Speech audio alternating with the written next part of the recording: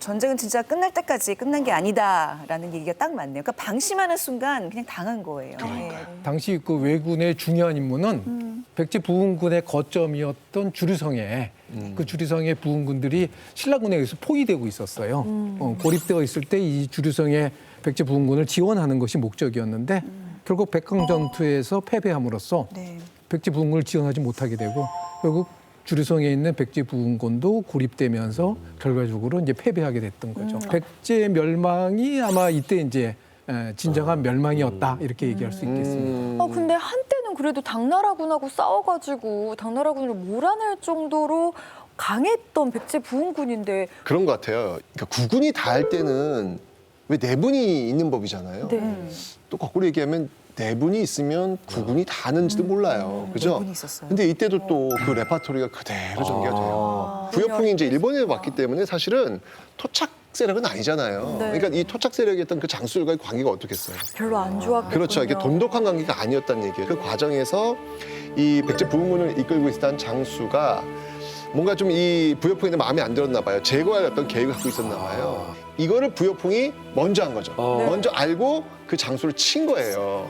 근데 이게 지금 원팀이 되어도 지금 싸울까 말까 하는데 지금 이런 식으로 돼버리면 이건 당연히 패전으로 갈 수밖에 없는 거죠. 지금 없네요. 구조가. 그리고 정말 백제가 이 나라의 구군이 다 할 때쯤 돼서는 외교적 능력도 너무 떨어졌구나라고 느낀 게 왜는 자 여기에서는 지금 백제가 멸망하면 안 돼라고 해서 정말 구군을 걸고서는 이렇게 지원을 그렇죠. 했는데 야 저거 굴러온 돌이 저거 괜히 와가지고 우리 박힌 돌 빼는 거 아니야? 이런 생각까지 할 정도였으니까 결국은 멸망의 수준으로 가고 있어요. 네. 전쟁 중에 내부는 진짜 필패죠. 그렇죠. 그걸 필패죠. 우리가 목격을 하고 있습니다. 자, 결국 663년에 이렇게 해서 이제 백제라는 그 단어는 역사 속에서 사라지게 되는군요. 네. 그런데 지금 생각해 보세요. 백제는 그렇게 사라졌다고 한번 해봅시다. 네. 이건 이제 사라진 거예요. 그러면 정말 그 정권을 걸다시피 했던 이 외는 어떻겠어요?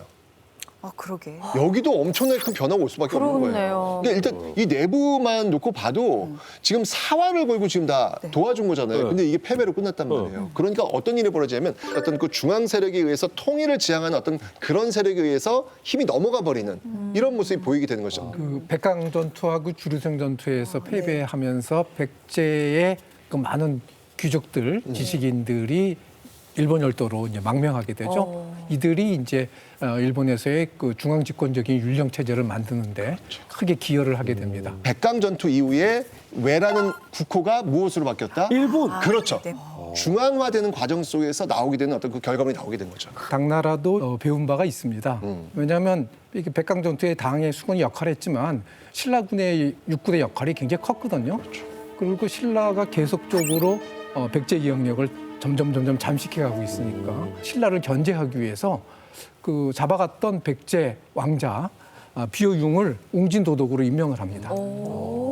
그래서 말하자면 백제인에 의해 가지고 간접 통치를 하게끔 만들고 그것은 신라로 하여금 여기는 건드리지 마, 여기는 우리 땅이야라는 그런 이제 시사를 보내게 되는 것이죠.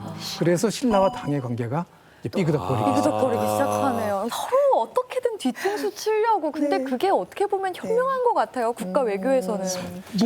뭐해 빨리 어떻게 해봐. 빨리 해봐. 그래서 사실 백강전투에서 당이 이겼음에도 불구하고 당이 먼저 외에 사신을 보내가지고 왜냐하면 고구려와의 관계가 있기 때문에 여전히 그 외화 관계를 개선하려고 노력을 하게 됩니다. 사실 전쟁에 이기면 패전국한테는 약간의 망신을 주는 게 그 이후에 다시 부활하지 않기 위해서 일부러라도 그러는 거죠. 그러면 와가지고 사신을 보내고 오히려 승전국한테 사실 잘 보여야 하는 것이 분명한데 때로는 외교적으로 필요할 때는 이렇게 자기 편을 잡기 위해서 이런 경우가 꽤 있습니다.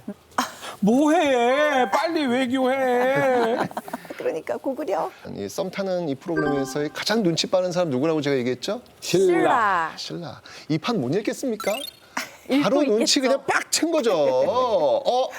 이 판 이상하게 돌아가는데 신라가 어떻게 했을까요? 대박. 신라가 네. 자신의 적이었던 외에 우리 손잡읍시다. 라고 외교의 손길을 보냅니다. 이게 신라예요. 대단하다. 근데 그렇게 보면 신라는 양다리가 아니라 사다리였었어요. 고구려랑도 있었고 백제랑도 외화도 그렇죠. 당나라와도. 있었고.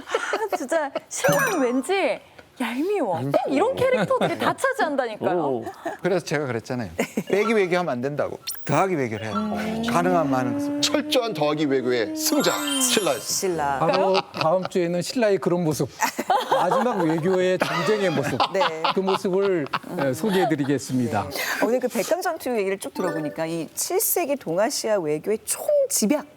그쵸? 그 모습인 것 같아요. 이렇게 중요한 역사의 한 장면을 그동안 많이 놓치고 있었구나. 갑자기 든 생각이 우리나라 외교를 담당하시는 분들은 잘해도 저렇게 욕먹고 못하면 더 욕먹고 현장 일선에서 정말 열심히 노력하고 계시구나. 네. 저희가 외교에 대해서 어려운 거 알았으니까 힘내서 대한민국이 전 세계에서 가장 외교 잘하는 나라가 될 수 있도록 노력해 주셨으면 좋겠습니다. 외교는 얄미울수록 좋은 외교다. 더 얄미워라. 그게 외교 전쟁의 승리자일 것이다. 사실 현역에 계실 때 세상에서 우리나라에서 가장 얄미웠던 분 중에 한 분이시잖아요. 외교 잘한다는 뜻이죠.